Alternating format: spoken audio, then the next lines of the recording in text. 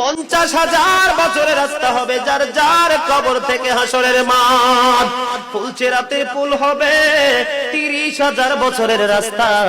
আমার উম্মত গুলো কিভাবে রে পায়ে হেঁটে তারা অতিক্রম করবে? বন্ধু নবী এমনি এমনি কাঁদেনি রে, নবী জানিয়ে দিয়েছে কাল কিয়ামতের ময়দানে উম্মত গুলো খালি পায়ে থাকবে, মাটি তো তামা থাকবে।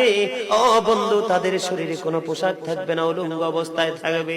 এবং মা আয়েশা প্রশ্ন করলো, গো প্রাণের নবী, জানতে মনে চায় নবী গো, এই যে আপনার উম্মত গুলো উলঙ্গ অবস্থায় খালি পায়ে সবাই থাকবে গো নবী, তারা কি নারী পুরুষ একসাথে? কয় হ্যাঁ, নারী পুরুষ একসাথে। তারা কি কেউ কারো দিকে নজর দিবে না? এবার আমার নবী বলেছে, আয়েশা রে, কেমন করে নজর দেবে রে আয়েশা?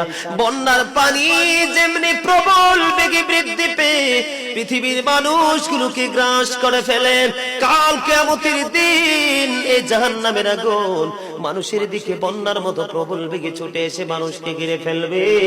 এত ভয়ঙ্কর হবে রে আয়েশা কেরা, এত ভয়ঙ্কর হবে আসুরের দিন, এত ভয়ঙ্কর হবে সেই দিন।